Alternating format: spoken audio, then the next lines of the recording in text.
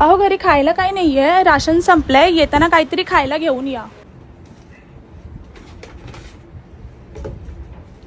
काकू खायला काय आणलं, मला पण द्या ना. आली हवरी. ए जा, नंतर ये जा. आता कोण आला मरायला? काकी वर्गणी नवरात्रीची. हो वर्गणीवाले आले. डब्यामध्ये 500 रुपये आहेत, ते देऊन टाक. घर खर्चाला तेवढेच पैसे उरलेत आता. आता दे तू, पुढचं पुढेच बघू.